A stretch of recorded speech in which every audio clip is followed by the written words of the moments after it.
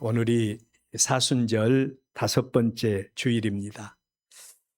우리가 매년 사순절 기간이 되면 하나님 앞에 기념하라라고 하는 말씀대로 하나님의 말씀을 늘 묵상하고, 그리고 또 주님께서 우리에게 주신 은혜에 감사하고 그 은혜에 동참하는 이런 마음을 갖기 위해서 결석하지 마시오, 이런 말씀들을 많이 하는데, 물론 개인적으로 여러 가지 일들이 많아서 그러겠지만 4월 되면 결석하는 성도들의 빈도가 높아져요.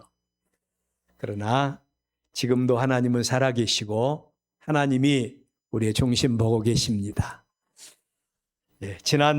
이번 주간이 지나면 다음 주일은 3년간의 공생의 사역을 마감하신 예수님, 많은 사람들이 이 예수님 바라보면서 호산나 다윗의 자손이여 우리를 구원해 주십시오. 예수님 앞에 온갖 기대를 걸고 우리 예수님은 또 승기의 신분으로 예루살렘 성에 입성하신 주일이 다음 주일 종려주일입니다. 이 종려주일로 우리 예수님께서 영광을 입으실 수도 있었지만 이 모든 것 다 마다하시고 우리 예수님은 또 고난의 길로 친히 접어드십니다. 그래서 종려주일 다음에 고난주간이 시작이 되어집니다. 이처럼 의미 있는 주일에 저는 우리가 꼭 간직해야 될 믿음이 어떤 것인가, 이 시대에 우리가 간직해야 될 믿음이 어떤 것인가 생각하면서 오늘 우리의 본문 말씀을 묵상하게 되었습니다. 우리의 믿음은 생명입니다. 우리가 생각하는 대로 우리가 믿음을 가졌다, 믿음을 갖지 않았다 이렇게 말을 하지만 우리의 믿음은 생명이에요. 그래서 우리의 믿음은 운동력이 있어야 되고 우리의 믿음은 삶을 변화시키는 능력이 있어야 합니다. 그러기에 같은 믿음이라도 살아서 역사하는 깨어있는 믿음이 있고요, 깨어있는 믿음이 있고 죽어서 잠자는 믿음도 있습니다. 여기서 깨어있다라고 하는 말은 몸은 물론 우리의 마음과 영혼까지도 흐트러지지 않고, 마음과 영혼까지도 흐트러지지 않고 분별력 있게 준비된 상태로 사는 믿음을 가리켜서 깨어있는 믿음이라고 그럽니다. 반대로 같은 믿음이라도 잠자는 믿음은 현실을 인식하지 못하고 영적 정신적으로 무감각하고 깨어있지 못한 상태, 이 상태를 가리켜서 죽은 믿음이라고 그래요. 이러한 믿음의 모양을 한마디로 요약해서 우리는 살아서 역사하는 믿음과 죽은 믿음의 차이라고 할 수가 있습니다. 제가 이 말씀을 드린 이유는 오늘 우리의 본문에 믿음의 조상 아브라함의 믿음을 여러분에게 소개하려고 그럽니다. 믿음의 조상 아브라함의 믿음. 아브라함의 믿음을 한마디로 요약한다면 깨어있는 믿음, 그리고 살아서 역사하는 믿음이었습니다. 여러분은 한가한 시간, 그리고 시간적으로 여유가 있을 때, 내 혼자 지내고 있을 때 여러분은 무엇을 하고 있습니까? 이런 이야기가 있습니다. 우리의 진짜 모습, 우리의 진짜 믿음을 확인하기 위해서는 내가 혼자 있는 시간에 또는 우리가 혼자 있는 시간에 무엇을 하고 있는가를 보면 우리의 삶을, 우리의 믿음을 들여다볼 수 있다는 말입니다. 자, 오늘 우리의 본문에 아브라함을 봅시다. 날이 뜨거울 때, 그러니까 중동 지역의 날씨 특성상 아마 정오 무렵이 되었을 때가 아닌가 생각합니다. 날이 뜨거워서 일할 수 없는 시간에 아브라함이 장막문, 마물의 상수리 나무들이 있는 곳에서 쉬고 있었다라고 말씀을 하고 있어요. 이러한 아브라함의 모습에 대해서 학자들이 해석하는 관점에 따라서 각각 달리 해석을 합니다. 첫째로 마물의 상수리 나무들이 있는 곳을 단순히 아브라함이 거처하고 있는 집으로 보는 견해입니다. 집으로 보고 그리고 그곳에서 아브라함이 뜨거운 햇빛을 피해서 일할 수 없으니까 그냥 나무 그늘에서 쉬고 있었다. 이렇게 단순하게 해석하는 분들이 계셔요. 근데 또 이 말씀을 조금 더 의미를 부여해서 다른 관점은 마물의 상수리 나무 있는 곳을 기도하는 장소로 봅니다. 기도하는 장소로 보고 고대인들이 신에게 제사하는 장소로 보고 아브라함이 그곳에서 하나님 앞에 기도하고 있었을 것이다. 기도하고 있었다라는 관점이에요. 관점이 어떻든지 간에 어느 뜨거운 날 아브라함이 마물의 그 상수리 나무 아래서 기도와 쉼을 가지고 있었던 것 분명합니다. 그런데 그날에 아브라함이 눈을 들어 본즉 눈앞에 사람 셋이 서 있는 것을 목격을 하게 됩니다.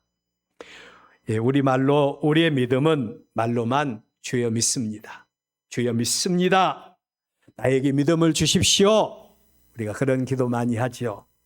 이런 믿음도 중요하지만 우리의 믿음은 하나님의 말씀을 바탕으로 한 행위를 통해서 우리 행동을 통해서 나타나고 행동을 통해서 고백되어지는 그런 믿음이어야 한다는 겁니다. 만약에 우리가 아브라함과 같이 이런 상황을 만났다면 우리는 어떻게 반응을 하겠는가? 지난 주간에 어떤 분이 저에게 우리 교회 전화를 했어요. 그리고 자기는 장애인이고 그리고 시국이 이렇게 어려우니까 장애인 단체가 많이 어렵고 힘든데 좀 도와주시오. 그런 전화였습니다. 그리고 그냥 도와달라는 것도 아니고 물건을 좀 팔아달라고 하는 그런 전화였는데 가만히 보니까 조금 좀 이상해요. 그래서 그냥 제가 전화를 끊었는데 그 전화 끊어놓고 마음이 너무 아팠어요.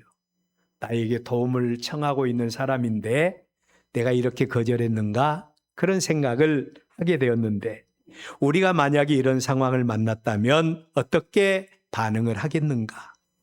어떤 전도 전문 강사가 했던 이야기가 갑자기 떠올랐습니다. 우리에게 만약에 어떤 사람을 만날 수 있는 시간, 단 15분이 우리에게 주어진다면 어떤 사람을 만나는 시간 단 15분이 우리에게 주어진다면 여러분은 그들에게 어떻게 하겠는가? 만약에 15분이 주어진다면 여러분은 그들에게 무슨 말을 하시겠습니까? 오늘 우리의 본문에 아브라함은 그들을 보자마자 달려나갔고 자기 집으로 영접하고 극진하게 대접을 하게 되었는데 히브리서 기자는 이런 아브라함에 대해서 말하기를 손님 대접하기를 잊지 말아라. 이로써 부지 중에 천사를 대접하는 자도 있었다라고 기록을 하고 있습니다. 오늘 우리의 믿음은 모양만 갖추는 것이 아니라 그 믿음이 우리의 삶을 통해서 열매로 나타나야 합니다. 핑계 없는 무덤 없다고 하는 말이 있듯이 주일마다 우리 성도들 이렇게 자리를 보면서 오늘은 또 어떤 성도가 결석을 했네. 그런 것들이 자꾸 눈에가 많이 들어와요. 제가 어떤 큰 교회에 부목사로 있을 때 미국에 계신 어떤 목사님을 부흥회로 초청을 했는데 그 목사님이 조금 좀 이렇게 고개가 한쪽으로 돌아갔어요. 그래서 물었습니다. 왜 목사님 자꾸 고개가 한쪽으로 돌아가요? 그랬더니 미국에서 이민 목회를 하는데 분명히 나올 수 있는 성도인데 안 나오니까 자꾸 그쪽으로 고개를 돌리다 보니까 고개가 돌아가 버렸다. 네, 그런 이야기를 하는 것을 들었습니다. 자, 오늘 우리는 아브라함의 삶을 통해서 어떤 믿음을 우리가 간직해야 될 것인가? 오늘은 깨어있는 믿음을 준비합시다. 깨어있는 믿음을 준비하자라고 하는 말씀으로 하나님의 말씀을 드리려고 합니다. 깨어있는 믿음, 깨어있고 준비된 믿음을 갖기 위해서 그렇다면 우리가 간직해야 될 믿음의 자세는 어떤 것인가? 우리가 간직해야 될 믿음의 자세는 어떤 것인가? 우리는 이 믿음을 위해서 첫째로 인격적으로 하나님을 만나는 체험을 우리가 가져야 된다는 겁니다. 인격적으로 하나님을 만난 체험을 갖자. 우리의 믿음은 내가 하나님을 찾음으로부터 시작된 게 아닙니다. 여러분, 우리는 우리의 어떤 행동, 우리의 삶 하나하나가 우리의 생각과 우리의 의지대로 움직이고 있는 것 같지요. 그런데 하나님께서 우리의 길을 지도하신 줄로 믿습니다. 여러분, 우리의 믿음은 내가 하나님을 찾음으로 시작된 것이 아니라 하나님이 우리를 찾아와 주시고 하나님이 우리에게 믿음을 주시고 하나님이 우리에게 만나 주심으로부터 시작되어지는 것이 우리의 믿음입니다. 이러한 하나님의 역사를 가장 선명하게 나타낸 장면이 창세기 12장 1절 이하의 말씀이에요. 당시의 사람들은 노아 홍수 사건 이후에 엄청난 트라우마에 시달리고 있었어요. 혹시 어느 날 갑자기 하나님이 이 땅에 또 홍수를 내려서 우리로 하여금 죽음에 이르게 하면 어쩔까? 이런 두려움으로 사람들이 가득 차 있었어요. 그래서 사람들은 우리 흩어지지 말자. 그리고 우리를 위해서 우리 할 일을 하는데 하늘에 닿는 성을 쌓자라고 하면서 바벨에다가 성을 쌓기 시작했습니다. 많은 사람들이 하나님을 신뢰하지 못하고 자기의 방법으로 자기의 살 길을 찾고 있는 이때입니다. 그런데 하나님은 그 많은 사람들 가운데서 누구에게 만나 주셨어요? 아브라함에게 만나 주신 겁니다. 그리고 아브라함에게 언약의 말씀을 주셨습니다. 우리 하나님은 이처럼 하나님은 아브라함에게만 나타나셔서 역사하실 뿐만 아니라 우리 한 사람 한 사람에게 나타나 주시고 만나 주시고 효과적인 부름으로 불러주셔서 오늘 저와 여러분을 이 자리에 인도하신 줄로 믿습니다. 자, 여러분, 우리가 이런 하나님을 인격적으로 만나기 위해서 우리 찾아와 주신 하나님 앞에 나를 부르시고 찾아와 주신 하나님 앞에서 나 자신을 온전히 비우고 오직 하나님 앞에 집중하는 자세를 가질 때에 우리는 인격의 중심에서 하나님을 만날 수가 있는 것입니다.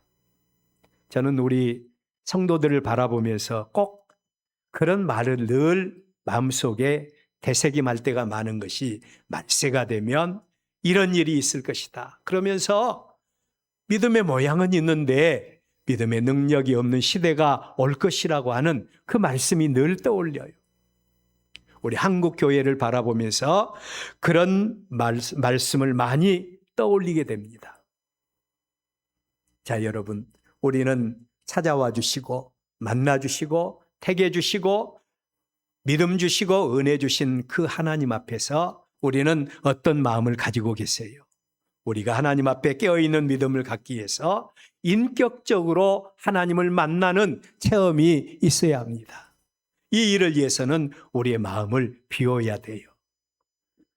여러 가지 하나님 앞에 나오는 일에 장애물이 많을지라도 어떤 형편과 처져 있을지라도 다른 것은 다 양보하면서 왜 예배를 위해서는 양보를 하지를 못합니까?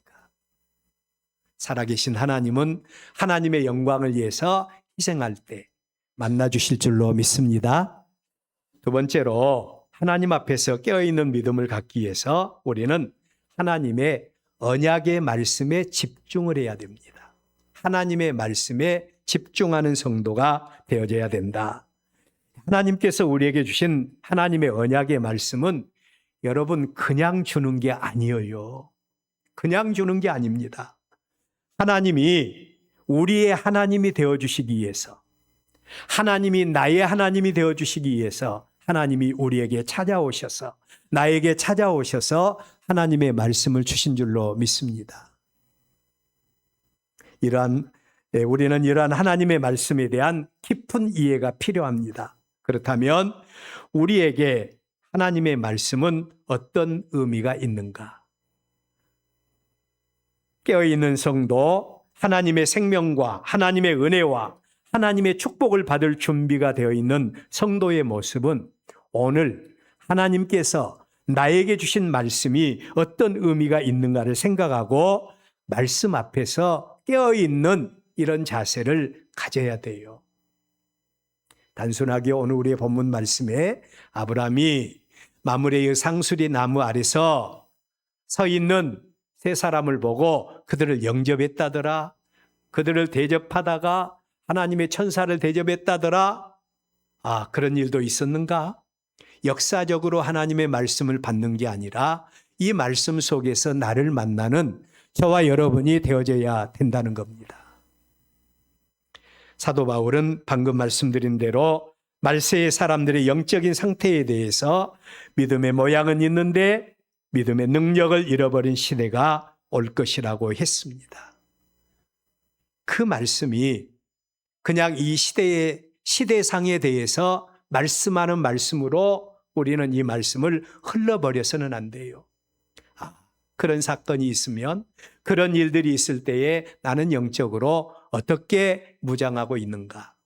오늘 새벽에 열처녀 비유에 대한 하나님의 말씀을 같이 나눴어요. 같은 열처녀입니다. 같은 믿음을 가졌어요. 그런데 그 중에 다섯 처녀는 등불과 함께 기름도 준비한 처녀였다면 그 중에 미련한 다섯 처녀는 등불은 가졌는데 기름을 준비하지 못한 그런 처녀였다는 것입니다. 믿음의 모양은 있는데 같은 믿음은 가졌는데 어떤 사람은 우리 예수님을 신랑으로 영접하고 어떤 사람은 신랑으로 영접하지 못한 안타까운 모습을 바라볼 수가 있습니다.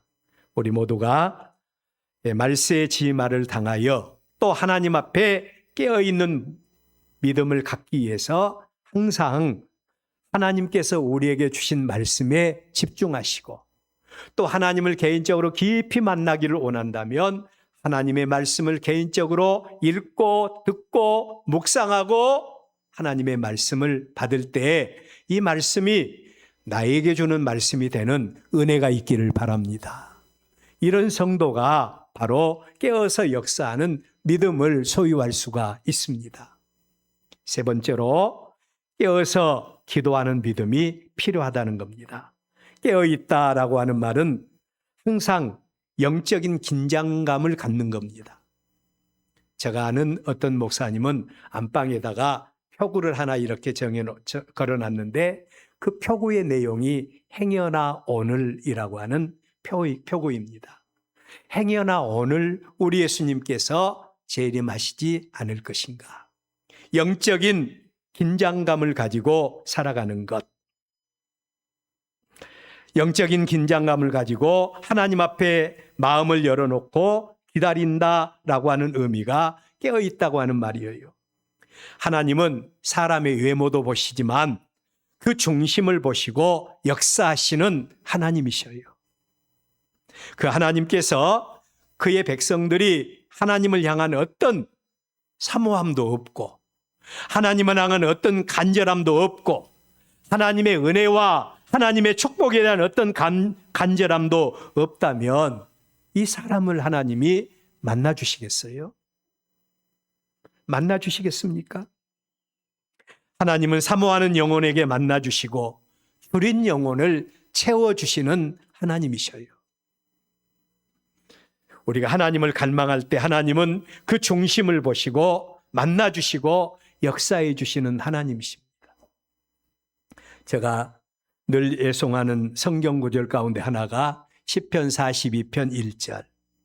하나님이여 사슴이 시냇물을 찾기에 갈급함같이 사슴이 시냇물을 찾기에 갈급함같이 내 영혼이 주를 찾기에 갈급하니이다. 여러분, 이런 고백이 우리에게 필요하다는 겁니다.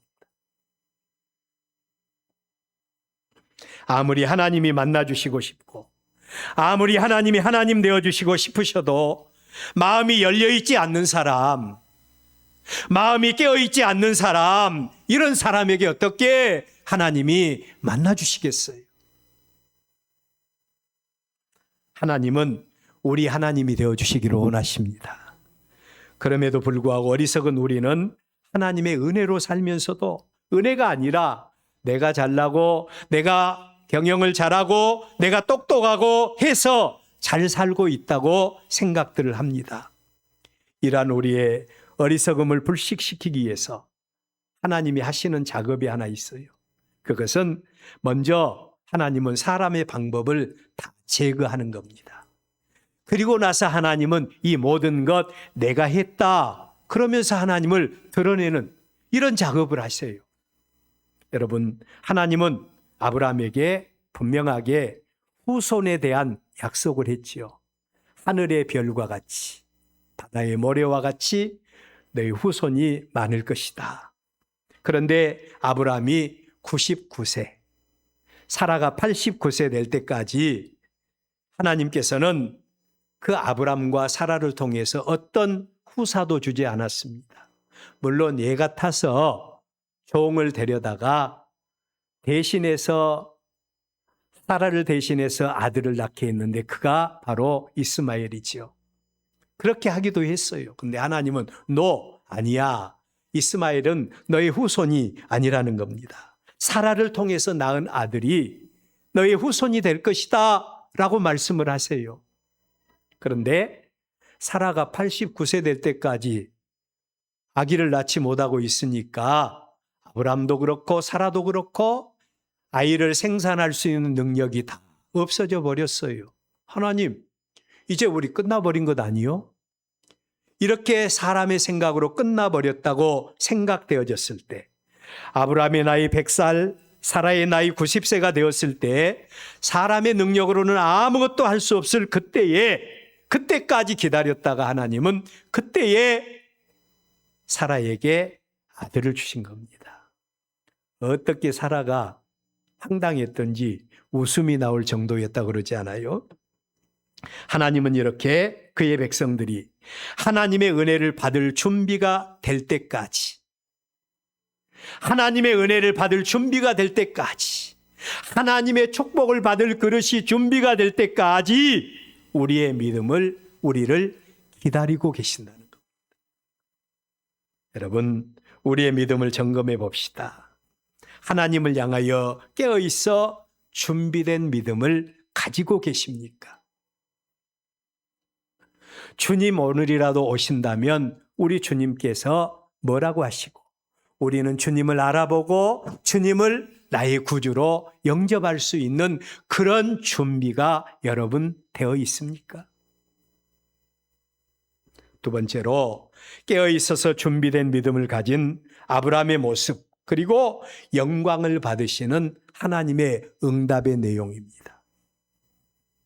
깨어있어 준비된 믿음을 가진 아브라함에게 하나님은 어떻게 역사하셨는가? 첫째로는 하나님의 본 모습을 보여주십니다. 하나님의 본 모습을 보여주셔요. 아까 말씀드린 대로 히브리서 기자는 이 부분에 대해서 아브라함이 나그네를 대접하다가 부지 중에 하나님을 대접하게 되었다고 말씀을 합니다. 여러분, 우리의 믿음은 하나님의 은혜로 출발되어지는 것 사실입니다. 하나님의 은혜로 출발되어져요. 이걸 가리켜서 우리는 완전한 하나님의 성화라고 말을 합니다. 그런데 이 성화를 입은 하나님의 백성들은 이제 계속적으로 점진적인 성화를 이루어가야 된다. 그렇게 신학자들은 이야기를 해요. 우리가 예수 믿고 구원받아 하나님의 백성이 되었고 하나님의 자녀가 되었으면 우리는 믿음 안에서 우리의 믿음이 날마다 성장하고 성숙해야 돼요. 그런데 우리는 어떻습니까? 은혜로 출발해서 사람으로 맞춰버리는 이런 모습이 우리의 모습 아니에요? 우리의 믿음은 하나님의 은혜로 출발되고 대인과의 관계에서 대신과의 관계를 통해서 열매로 나타나는 게 믿음입니다. 믿음이 있노라고 하면서도 행함이 없는 믿음은 그 자체가 죽은 믿음이라고 했습니다. 깨어있는 믿음, 살아서 역사하는 믿음은 그 사람의 삶 속에서 하나님이 나타나야 돼요. 우리의 삶 속에서 하나님이 나타나야 된다는 거예요. 그래서 우리 사도 바울도 그랬잖아요. 너희는 그리스도의 편지다. 우리가 그리스도의 편지가 되어져야 돼. 우리가 그리스도의 향기가 되어져야 됩니다. 하나님과 동행하는 믿음, 하나님의 말씀이 삶 속에서 살아 역사하는 믿음, 그 이웃에 대해서 필요를 채워줄 수 있는 믿음으로 우리의 믿음이 나타나야 돼요. 공생의 사역을 마치신 예수님께서 예루살렘에 승기의 신분을 입으시고 올라가십니다. 그리고 맨 처음에 어디를 방문하세요? 하나님의 성전을 방문합니다. 그리고 성전 안에서 하신 일이 무엇인 줄 아세요? 성전 당국자들, 그리고 예배를 돕기 위해서, 제사를 돕기 위해서 장사를 하고 있는 장사치들, 비둘기 파는 자, 돈 바꾸는 자, 그들은 명목상으로는 예배를 돕기 위해서 있는 자들입니다. 근데 예수님은 그들을 다 성전 밖으로 쫓아내버립니다. 왜 그런 줄 아세요? 하나님 나라에 그들은 필요가 없다는 거예요. 주님이 오셔서 우리 한 사람 한 사람을 바라보실 때에 우리를 어떻게 취급을 하시겠습니까? 우리를 성전에서 쫓아내버리겠습니까? 아니면 우리를 바라보시고, 그래, 힘들고 어려웠지? 너의 삶이 너무 고달팠지? 그럼에도 불구하고 믿음으로 사는 우리의 모습 바라보시면서 주님이 영광 받으시고 우리가 구할 때 응답해 주시는 이런 은혜가 우리에게 있을 것인지, 여러분 깨어 있어서 우리의 믿음을 점검해 볼 수 있기를 바랍니다. 우리가 깨어 있는 믿음을 가졌을 때 하나님께서는 하나님의 본 모습을 우리에게 확실하게 보여주십니다. 아브라함이 깨어있는 믿음을 가지고 하나님의 천사를 대접했을 때 하나님은 그 모습을 아브라함에게 보여주셨어요. 두 번째로, 깨어있는 믿음을 가진 아브라함에게 하나님은 복을 부어주십니다. 복을 부어주세요. 10절 말씀 우리 한번 읽어볼까요? 10절 말씀을 한번 읽어봅시다. 시작. 그가 이르시되 내년 이맘때 내가 반드시 내게로 돌아오리니 내 아내 사라에게 아들이 있으리라 하시니 사라가 그 뒤 장막문에서 들었더라. 아멘. 자, 여러분, 이때의 아브라함의 나이가 99세라고 했죠.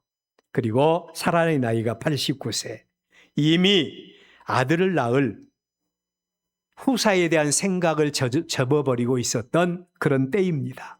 그런데 그런 아브라함에게 하나님이 나타나셔서 깨어있는 믿음, 하나님의 마음을 흡족하게 해드리는 그 믿음을 가졌던 아브라함에게 하나님이 말씀하시기를, 내가 하나님이 반드시 너에게로 돌아오리니 내 아내 사라에게 아들이 있을 것이다.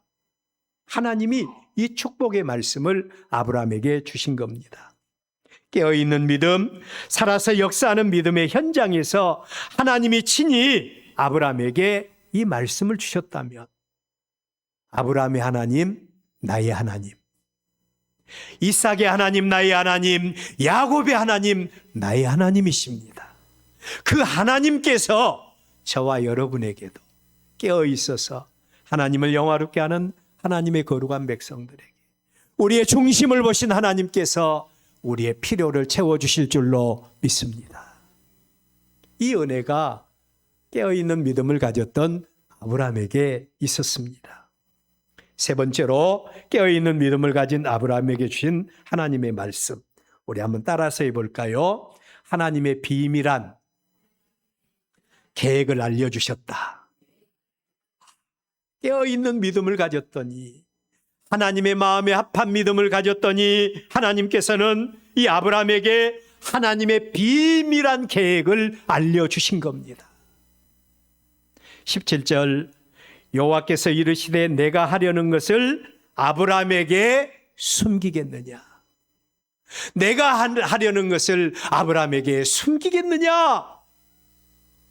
그 마음에 합당한 믿음, 깨어서 역사하는 믿음을 가진 아브라함을 통해서 영광 받으신 하나님께서 그 마음에 계획한 비밀한 것을 아브라함에게 알려주시겠다고 말씀을 하신 거예요. 여러분, 오늘 우리에게 하나님의 비밀한 것이 어떤 것일까요? 세상 끝날 예수님의 재림에 대한 말씀이 아닐까요? 그날은 누구도 모른다고 했습니다. 아들도 모르고요. 오직 아버지만 아신다고 말씀을 합니다. 그럼에도 불구하고 깨어있는 믿음을 가진 사람, 깨어있어서 믿음을 단장하는 그들에게 예수님께서 주신 말씀이 있지요. 징조가 있을 것이다. 그러면서 징조를 보여주시지 않습니까? 그러면서 미혹을 당하지 말라고 하지 않습니까? 여러분, 하나님께서는 깨어있는 믿음의 사람들에게 하나님의 비밀한 것을 알려주십니다. 주님 오실 때 깨어있지 못한 사람들은 도적같이 오신 주님을 영접하지 못할 것이고 슬퍼하며 이를 갈미 있을 것입니다. 그러나 깨어있는 사람, 미혹당하지 않는 사람, 징조를 바라보고 주님을 기다리고 있는 그런 사람들에게는 주님이 신랑으로 오실 것입니다. 깨어있는 믿음을 가진 아브라함에게 하나님은 또 다른 축복을 주셨는데 우리 한번 따라서 해볼까요? 기도응답의 축복을 주셨다. 기도응답의 축복을 주셨어요. 하나님의 비밀한 계획을 들은 아브라함은 그때부터 하나님 앞에 중보 기도를 시작합니다. 이유는 하나님의 계획 가운데 있는 그의 조카 롯이 하나님의 심판에 의해서 멸망당할 위기에 처해 있었기 때문입니다. 아브라함은 중보 기도를 시작했습니다. 놀라운 사실이 하나 있지요. 하나님은 그 아브라함의 기도를 처음부터 마지막까지 다 들어주셨다는 겁니다. 처음부터 마지막까지 다 들어주셨어요. 은혜입니다. 깨어있어 준비된 믿음으로 하나님의 뜻에 합당한 삶을 살고 있던 아브라함에게 주신 하나님의 놀라운 은혜, 기도응답의 역사입니다. 이 은혜가 아브라함에게만 주어지는 은혜이겠습니까? 아브라함에게만 주어지는 은혜이겠어요?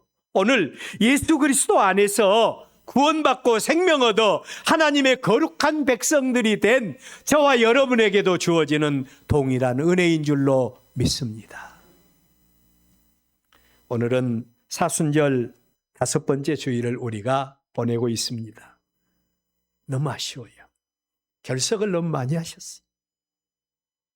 하나님이 그 백성들에게 주신 은혜의 통로 가운데 하나가 있다면 기념하라는 것입니다. 기념하라. 기념하라라고 하는 말은 잊지 말라고 하는 의미도 있어요. 우리 하나님께서 이스라엘 백성들에게 매년 3차 절기에 대해서 말씀하시면서 기념하라 라고 했던 것은 잊지 말라고 하는 의미도 있고요. 그리고 두 번째로는 공급처가 어디인 것을 알라는 거예요. 은혜를 알고 감사하라는 의미도 있고요. 또 그 정신을 알아라고 하는 그런 의미도 있고 또 길이라고 하는 의미도 있습니다. 예수님이 누구십니까? 자기 백성을 저희 죄에서 구원하기 위해서 사람의 몸을 입으시고 이 땅에 오신 하나님이 예수님 아니세요? 그 예수님은 보통 사람들과는 달리 사람들의 중심을 다 보고 계십니다. 앞으로 되어질 일들에 대해서도 다 알고 계십니다. 누가 어떤 일을 행하게 될 것까지 우리 예수님은 감찰하고 계십니다. 그 예수님은 마음만 가지시면 못하실 일이 없으신 분이셨죠. 그럼에도 불구하고 그분이 고난과 고통의 길, 저주와 형벌의 길인 십자가의 길을 자원해서 걷게 되었던 이유가 뭡니까?